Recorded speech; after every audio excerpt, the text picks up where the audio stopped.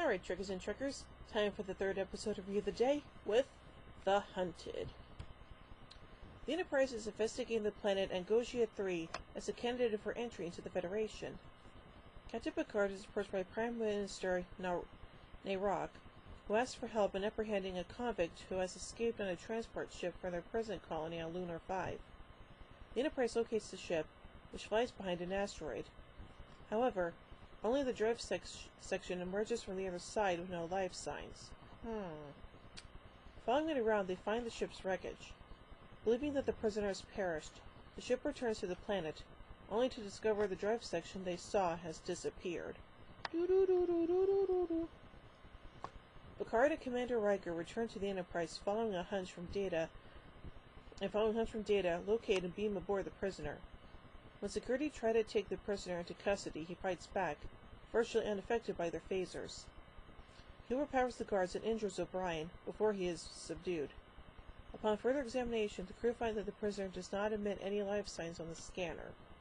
Okay, that's even weirder. The prisoner identifies himself as Roga Dinar, a former soldier. Chancellor Troi meets Dinar and reads little aggression from him, finding it unlikely that he could be so violent. Dinar explains that he and others were genetically enhanced, greatly increasing their abilities and affecting their responses when in danger. The crew also finds that despite being a prisoner, Dinar has no criminal record. Narok confirms Dinar's story, but says that the soldiers were unsuited for life in civilized society.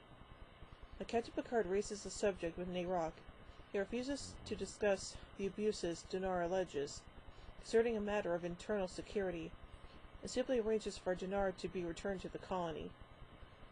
Dinar tells Troi that the conditioning was never reversed or treated. Due to its effects, a small misunderstanding could often lead to murder. Rather than try to fix the conditioning, the government imprisoned them all. Oof. During the transfer from the Enterprise to the Angosian transport, Dinar manages to escape. Easily evading security, he cripples the Enterprise by causing an explosion with the Jeffries tubes, disabling her sensor systems.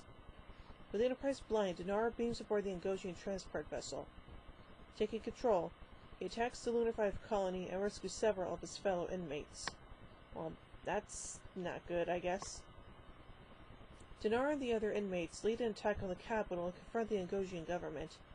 Narok pleads for the Enterprise to help. Picard beams down a away team but refuses to help, questioning the morality of how they treated their soldiers. Narok and his compatriots explain the government's views on the matter, that the soldiers' augments cannot be reversed, thus requiring them to be confined for their own good and perhaps used again in the future. Against this, Picard is frustrated on their intransigence on this matter. In the middle of this argument, Dinar and his rebels storm the government building. In an act of hypocrisy, Narok pleads with Picard to intervene against this insurrection. Picard elects instead to depart, considering he has sufficient information for his report, including the flagrant sentient rights abuses discovered, reminding Narok that he himself called the matter an eternal affair. But Narok fruitlessly protesting against their being abandoned, Picard informs the government that they have to make a choice on what to do with their veterans. Dinar smiles at the away team, happy to be finally recognized as they depart. On their return to the Enterprise, Picard knows that if the government survives, they will be given assistance in helping their veterans with their conditioning. He also knows that they may reapply to join the Federation at a later date.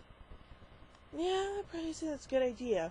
On a side note, here, the actor who plays Narok is none other than James Cromwell, who you might remember as the same guy who went go on to play Zefram Cochrane in Star Trek First Contact, so that's pretty cool. So Rusty, this is a pretty interesting episode, and I think there might be some social commentary, and if there is, then let me know down in the comment section. So overall, I give The Hunted 3 warp cores out of 5. Well, join me soon for the penultimate episode of Review of the Day with The High Ground. So, until then, live long and prosper, everybody.